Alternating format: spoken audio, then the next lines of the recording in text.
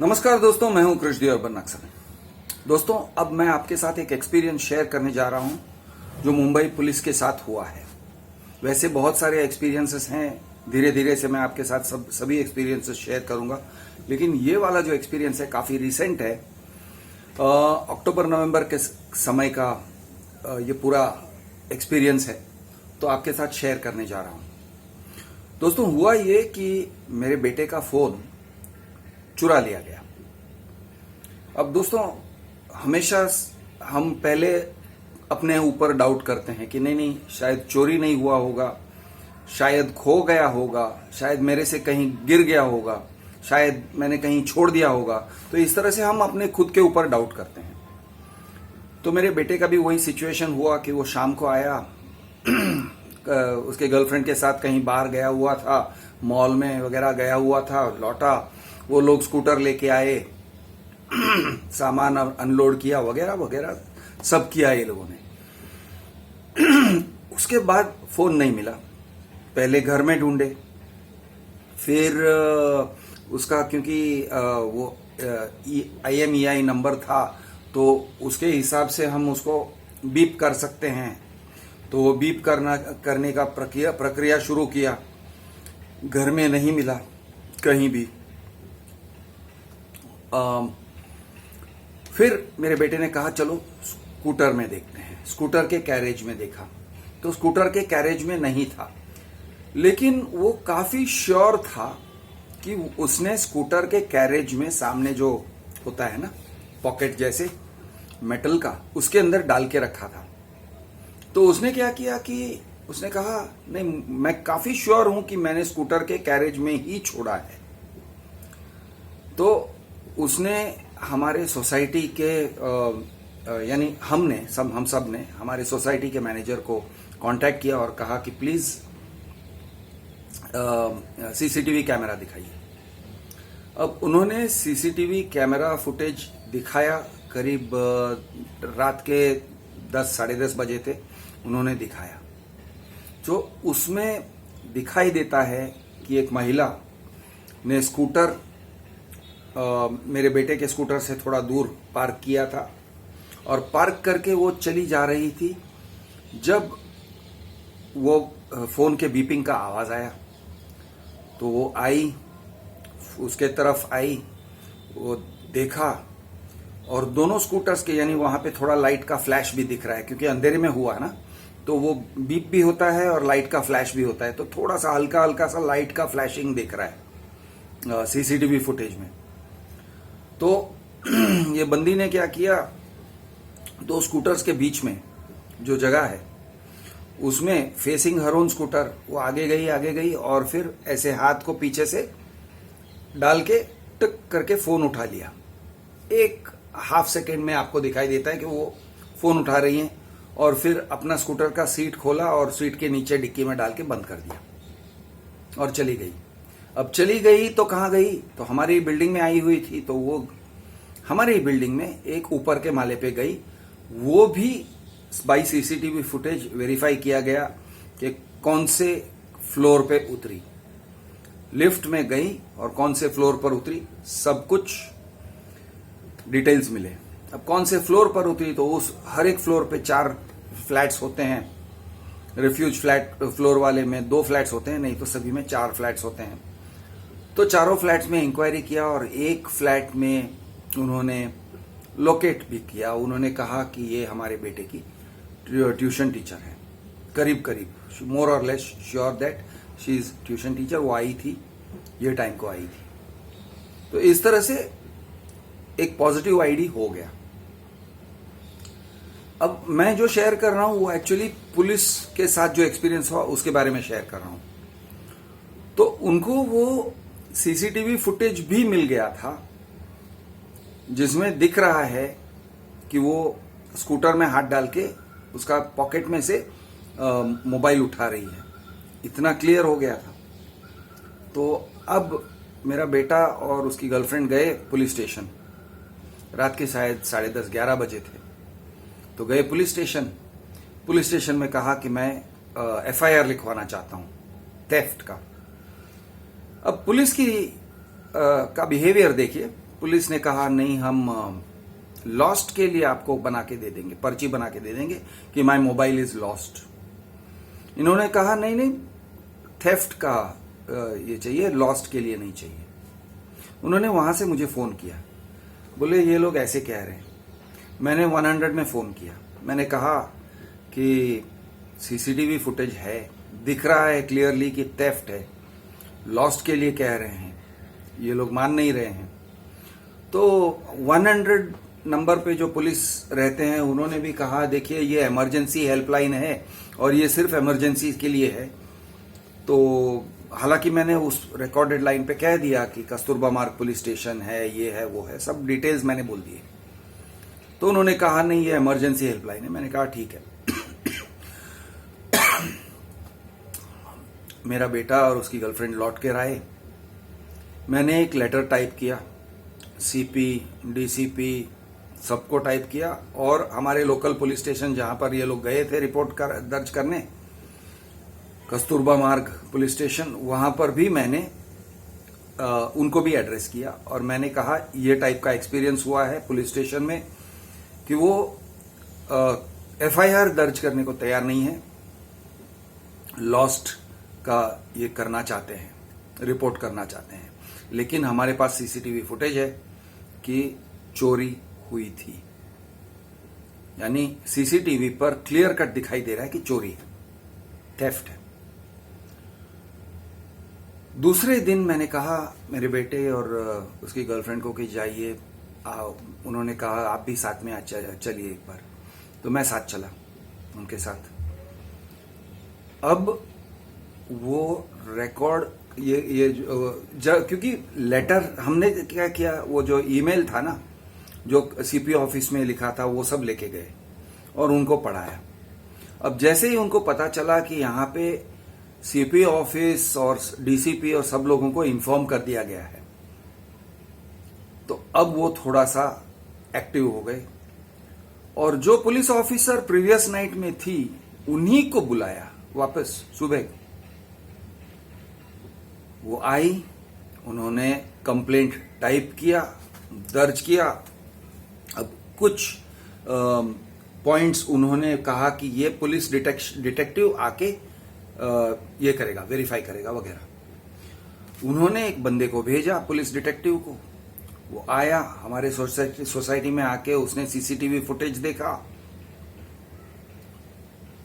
Positive ID हो गया कि भाई यही है।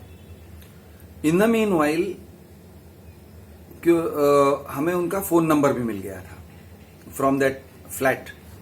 तो वो फोन नंबर से नाम ढूंढा और नाम और I think phone number and name भी शायद मिल गया था। उनके और भी डिटेल्स मिले सोशल मीडिया में। तो एक पॉजिटिव आईडी एस्टैब्लिश हो गया कि कहां की हैं। She was still the suspect, ऐसे श्योर शॉट नहीं कह सकते थे कि वो ही थी, लेकिन 70, 80, 90% लॉक हो गया था कि यही है, इसी इंसान ने लिया है। तो अब बचा था सिर्फ कंफर्म करना। एफआईआर दर्ज हो गया, एफआईआर दर्ज हुआ और हमने मोबाइल पर भी, यानी मेरे बेटे का जो खोया हुआ फोन था उसके ऊपर भी हमने एसएमएस भेजे और कि एफआईआर हो चुका है। और आई थिंक हमने मैसेजेस भी किए, एसएमएस रिपीटेडली किए, भाई तू कहाँ है, ये वो। और वो इसलिए क्योंकि एक पुलिस ऑफिसर ने हमको एक आइडिया दिया। उन्होंने कहा आप ऐसे करिए कि उस फोन पर रिपीटेडली एसएमएस भेजते रहिए। वो इसलिए क्योंकि अगर उसने किसी को फोन बेचा तो एसएमएस से ट्रैक किया जा सकता है कि कौन से टावर के यहां से, यानी उसका लोकेशन ट्रैक कर सकते हैं। इसलिए आप एसएमएस भेजते रहिए। उन्होंने कहा बने तो हर हाफ एन आवर 1 आवर के इंटरवल पे एसएमएस भेजिए। वो तो मैं कर नहीं सका, लेकिन एक 5-6 एसएमएस मैंने भेज डाले। भाई तू कहाँ है, भाई फोन कर, ये सामान उठाना है, वगैरह वगैरह। तो इस टाइप से बहुत यानी जनरल सा ये कर रहा था। I did not want them to know that मैं उसका फादर हूँ, जस्ट जनरल। टाइप के एसएमएसेस भेज रहा था। तो हम लोगों ने वो एसएमएसेस भेज के रखे, व्हाट्सएप वगैरह पे कुछ नहीं किया आगे। हमने वो we stopped sending WhatsApp messages, शायद एक आध भेजा भी होगा। खैर, वो जो फोन था it was completely unresponsive, switched off. अब स्विच्ड ऑफ आ रहा था, पहले बैटरी लो था, अब स्विच्ड ऑफ आ रहा था। बाद में स्विच ऑन हुआ भी नेक्स्ट डे, लेकिन इट वॉज अनरेस्पॉन्सिव। तो माई सन स्टार्टेड फोनिंग दैट नंबर। तो जब उसने 2-3 बार फोन किया तो किसी ने फोन उठाया। अब वो बंदा जिसने फोन उठाया वो एक मोबाइल का शॉप था, मोबाइल रिपेयरिंग शॉप, और उसने कहा फोन मेरे पास है, मोबाइल रिपेयरर। तो हमने पूछा भाई फोन तुम्हारे पास कैसे पहुंचा? तो बोले मैं नेशनल पार्क के बाजू में से गुजर रहा था, घर जा रहा था, और वहां पे फोन फेंका हुआ मिला, कचरे में फेंक दिया था या झाड़ियों में। तो ये तो एक बहुत ही फेक टाइप ऑफ एक्सप्लेनेशन था, क्योंकि अगर किसी ने चोरी किया है तो वो फेंकने वाले नहीं है। और ये मोबाइल रिपेयरर था, मतलब ऑलमोस्ट सर्टन हो गया कि उसने वो लेडी ने जिसने चोरी किया था उसने मोबाइल रिपेयरर के पास वो लेके गई थी और बोली होगी कि इसको बेच दे और मुझे पैसे दे, ऐसा कुछ हुआ होगा। उसने पैसे भी दिए होंगे, क्योंकि मोबाइल रिपेयरर के पास कैसे पहुंच सकते हैं। खैर, उस बंदे ने कहा कि मेरे पास यहां पर है, तुम आ जाओ, और उसने एक अगले दिन का टाइम दिया। तो अगले दिन सुबह का टाइम दिया और मेरा बेटा गया वहां पे, साथ में पुलिस स्टेशन में से किसी को लेके गया, डिटेक्टिव को लेके गया। तो डिटेक्शन वाला साथ में था, प्लेन क्लोथ्स में था, और जैसे ही उसके साथ बातचीत हुआ और उसने फोन निकाला तब डिटेक्टिव भी आ गया, और डिटेक्टिव ने कहा चल पुलिस स्टेशन चल। अब पुलिस स्टेशन ये इंसान आया, फोन रिपेयरर, और बहुत रोया धोया, बोला नहीं नहीं ये तो मैं भलाई कर रहा हूं और तुम लोग मेरे ऊपर ये सब यानी मुझे इंटरोगेट कर रहे हो वगैरह वगैरह, रोया धोया। मेरे बेटे को भी दया आ गई थोड़ी उसके ऊपर, लेकिन मुझे बहुत कम डाउट है कि किसी तरह का इन्वॉल्वमेंट है उस इंसान का फोन थेफ्ट के। जो रेगुलर्स होते हैं वो रेगुलर्स इन लोगों को बेचते हैं, और ये लोग फिर उसको हैक करके या जो भी करते हैं उसमें से इंफॉर्मेशन निकालते भी होंगे, शायद बैंकिंग इंफॉर्मेशन वगैरह निकाल के, और फिर उसे बेच देते हैं या पास ऑन कर लेते हैं। आई डोंट नो हाउ आगे क्या होता है, वो मैं प्रक्रिया जानता नहीं हूं, लेकिन मुझे तो काफी श्योर एक फीलिंग है कि ये इनोसेंट तो नहीं था, भोला तो नहीं था। लेकिन पुलिस ने उसे जाने दिया, पुलिस ने उसे किसी तरह से ज्यादा इंटरोगेट नहीं किया, उसको छोड़ दिया। शायद आगे चल के इंटरोगेट किया होगा तो पता नहीं। अब फोन आ गया मेरे बेटे के हाथ में नहीं, पुलिस स्टेशन के हाथ में आया। अब पुलिस स्टेशन को हमने ऑलरेडी बोल के रखा था कि हम एफआईआर करना चाहते हैं, नहीं तो उनका तो ये मूड रहता है कि ठीक है फोन लेके जाओ ना, if you don't want to press charges. लेकिन हमने कहा नहीं, हम तो प्रेस चार्जेस करना ही चाहते हैं। और 2 दिन हुए, आई थिंक नेक्स्ट डे या उसके बाद के दिन, बीच में संडे आया, उस महिला को पुलिस स्टेशन बुला लिया और फिर मेरे बेटे को बुलाया पुलिस स्टेशन। सुबह का समय था, मेरे बेटे का उस दिन एक एग्जाम था, वो एग्जाम देने जा रहा था। उससे पहले उन्होंने बुलाया, मैं भी साथ में चला। उन्होंने दिखाया ये बैठी हुई हैं। फिर हम अंदर गए। अब जिन्होंने एफआईआर दर्ज किया था वो ऑफिसर थी, फीमेल ऑफिसर, और उसके साथ में और एक मेल ऑफिसर थे, और वो इस तरह से बोल रहे थे, बड़ा अजीब लगा। तो सर आप क्या करना चाहते हो? अरे क्या करना चाहते हो का मतलब क्या है? हमने कंप्लेंट दिया है। वो एक दूसरे का मुंह देखते हैं। वैसे आपको बात करना है तो उनसे बात कर लीजिए। अच्छा, बात करना है मतलब हम बात करेंगे। अब लेडी है तो उसका रोना धोना होगा फॉर श्योर, वो रोएंगी और हो सकता है कि उसके रोने से हम इमोशनल हो जाएंगे और कन्विंस हो जाएंगे कि it was a big mistake, but it is not a mistake. कोई भी देख सकता है कि उन्होंने किस तरह से, किस चालाकी से फोन निकाला। अगर उसको वापस ही करना था, लौटाना था फोन, तो वो हमारे बिल्डिंग के वॉचमैन को लौटा देते। हमारे ही बिल्डिंग के में जो पार्क स्कूटर था वहां से उठाया, वो भी हमारे ही स्कूटर के पॉकेट में से उठाया। मतलब ऐसे नहीं था कि उसको रास्ते पे मिला। अब यानी इनोसेंस का कोई सवाल ही नहीं है। तो हमने कहा हम क्यों इससे बात करें। और हम लोग फिर भी सोच रहे थे, we didn't know how to process the information. वो लोग इस तरह से कह रहे थे, आप बात करना चाहो तो कर सकते हो, लेकिन बात करना चाहो से बनेगा क्या आगे। मोर और less they were hinting at some kind of settlement. Meanwhile ये जो लेडी थी, उनके भी कुछ रिलेटिव्स ने पहचान निकाल के, मेरे वाइफ के कोई फ्रेंड के पहचान निकाल के कांटेक्ट भी कर रहे थे, ये कह के you know she is innocent. Basically she is a tuition teacher, she is innocent. Innocent we don't know. We don't know वो कितनी हैबिचुअल है। वी डोंट नो उसने कितने बार फोन चुराया है, 1 बार है या 10 बार है या 50 बार है, हम तो जानते नहीं है। तो हमने कहा नहीं, आप कार्रवाई करिए। और हम निकले वहां से तो ये लोग हमारे साथ चले, ये लेडी भी साथ चली। सर सर जरा बात तो सुनिए, सर बात तो सुनिए। सामने पुलिस के ये अपने स्टेशन के सीनियर खड़े थे। सीनियर से ये पुलिस ऑफिसर्स ने हमको मिलवाया। पुलिस इंस्पेक्टर, वो भी ऐसे ही कहते हैं, police inspector of senior of police, ये कस्तूरबा मार्ग पुलिस स्टेशन,